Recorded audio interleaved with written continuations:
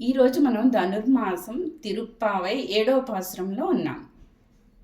Keys కీసెన్ రెంగుం ఆనె చాతన్ కలందో பேசின பேச்சரவம் கேட்டிலையோ பெண்ணே காசும் பிறப்பும் கலகலப்ப கை பேர்த்தோ வாசனருங்கள் ஆய்ச்சியர் மத்தினாலோசை படுத்த தயரவம் கேட்டிலையோ நாய்க்கு பெண் பிள்ளாய் நாராயணன் மூர்த்தி கேசவனை பாடவும் நீ கேட்டே கிடத்தியோ தேசமுடையாய் తిరవేలో రెంబావాయ్.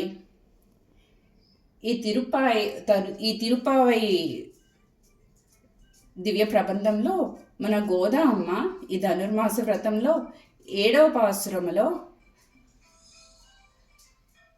వాళ్ళ నాయకురాలైన గోప బాలికను నిద్రలేపేందుకు వారి ఇంటికి మిగిలిన గోప బాలికలతో చేరింది.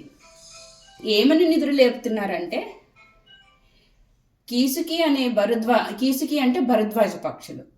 అవి రాత్రి అయిపోయింది, తెల్లవారింది, విడిపోతున్నాము అన్న బాధలో కిచకిచ ధ్వని చేస్తున్నాయి. అలాగే గోదమ్మ ఈ ధనుర్మాస వ్రతంలో శ్రీవిల్లిపుత్తూరుని రేపెల్లగా ఊహించుకొని ఈ గోప బాలికలందరినీ గోపికలుగా ఊహించుకుని తన తోటి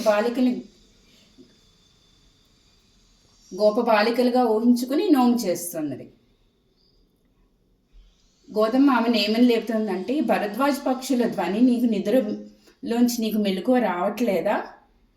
ఈ గోపెమ్మలు చిక్కటి పెరుగు చిలుకుతున్నారు, వాటి చేతి కంకణాల ధ్వని, వారి నగల ధ్వని నీకు వినిపించట్లేదా? ఆ పెరుగు చిలుకుతున్నప్పుడు కేసి అనే రాక్షసుడిని సంహరించి మనల్ని కాపాడిన శ్రీకృష్ణుణ్ణి మేము పాటలతో కొలుస్తున్నాం.